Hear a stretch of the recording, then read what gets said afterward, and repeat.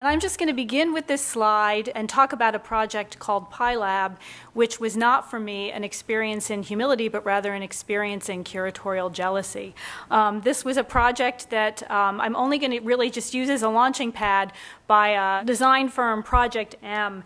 And it was one of the first projects I came across that really sort of inspired me to really think about how to use art and design to really drive positive change. And that's really going to be the crux of what I'm going to talk about today. I also am sort of inspired by this issue of like how we tell stories, and recently came across this quote by Rebecca Solnit that addressing climate means fixing the ways we produce energy, but maybe it also means addressing the problems with the way we produce stories. And I think that that has certainly been in a kind of emergent theme today, both the way we tell stories, but also the stories that we're choosing to tell. And this was one of the driving issues. I was with the Walker Art Center, which, if you don't know, is a contemporary art center in Minneapolis. And one of the challenges that museums have, along with parks, libraries, and other major institutions, is how to engage new publics. And one of the challenges we had was not only the stories we were telling, but the stories that people were telling about us. And that is essentially the perception that a contemporary art center and contemporary art is confusing, elitist, scary, difficult, and a place that's not for me.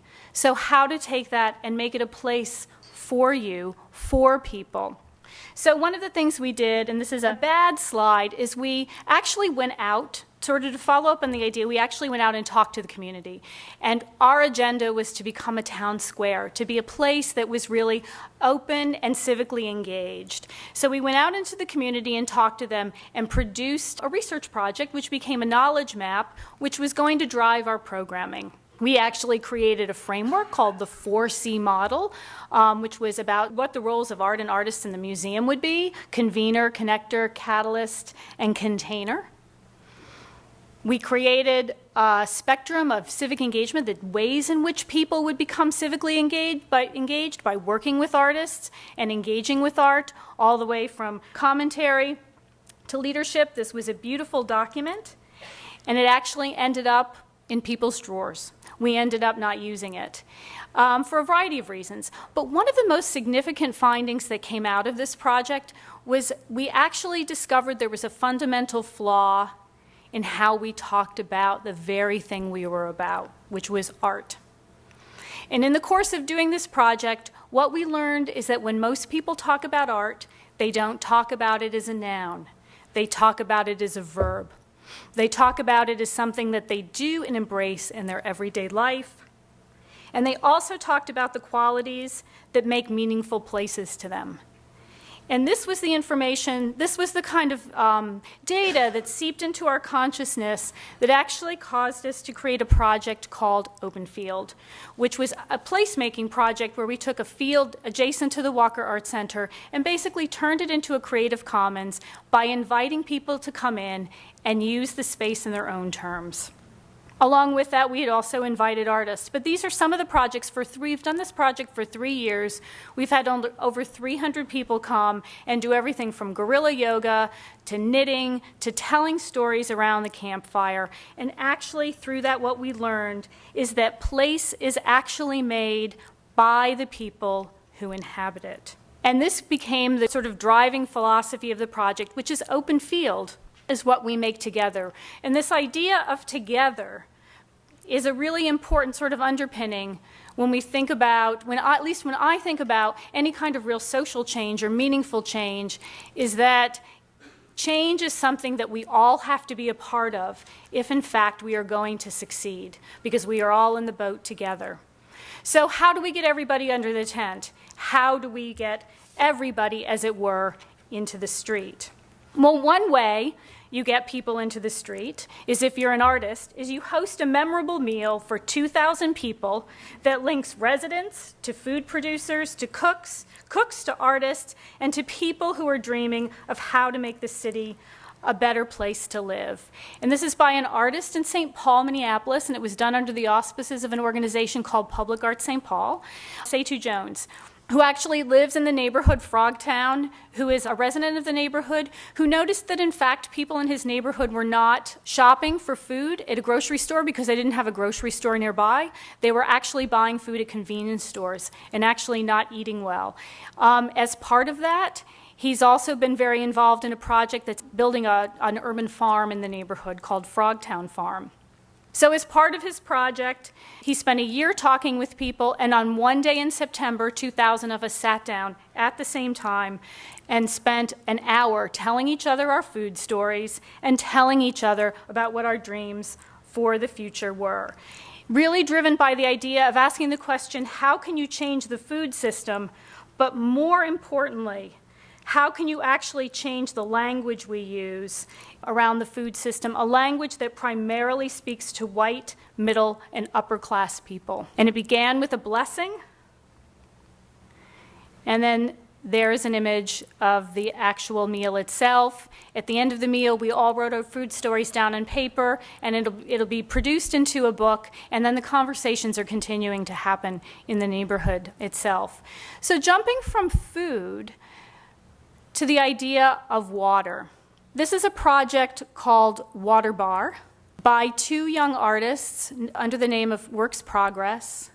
And part of what they were really thinking about is how do you think about watersheds and water systems, and how do we engage people in the kind of issues around this? Normally our approach is to take something like this, a very sort of didactic or direct approach to talking about water systems. But the way that they approached it was actually to think more about the way in which we ingest water, the way we actually take the system into our bodies through the water that we drink. And so they created a project called Water Bar, which is, in essence, a bar that serves water. And the bartenders actually are environmental scientists. And the water itself is drawn from local sources. It actually does function like a wine tasting bar.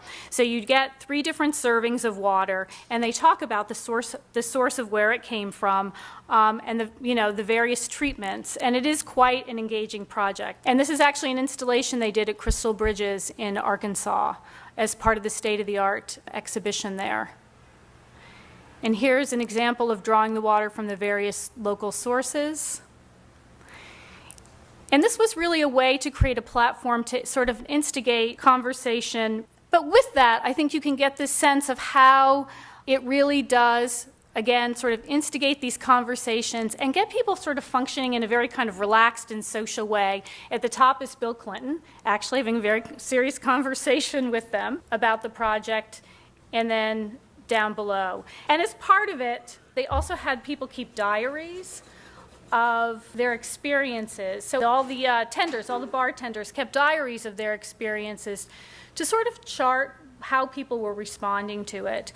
So what do we learn from these kinds of projects? Some of the things we learned, some of the things that I have taken away from this is that working with artists really allows us to overturn conventional thinking.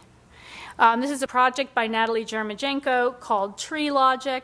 But I think there's also a way in which we need to overturn our own thinking about how we engage with people and the approaches we take. For me, one of my big takeaways is really that sustainable landscapes are equivalent to sustainable communities. And by this, when I think about what the role that parks can play, I think that part of our role is as much about being stewards of people as it is about being stewards of the land. And in fact, I might even think about flipping this and saying that we can think about how to engage communities in landscape, but we can also think about how to use landscapes to build communities. And if we were to substitute the word sustainable for resilient landscapes or resilient communities, healthy landscapes or healthy communities. We need to really adapt an open, non-hierarchical approach to learning. We all have something to teach. We all have something to learn.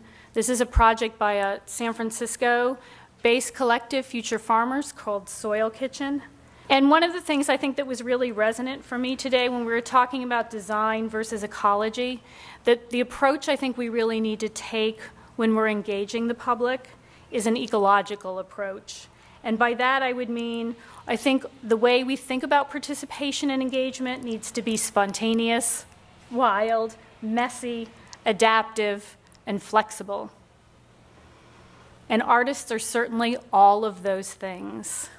We need to really connect the personal with the collective.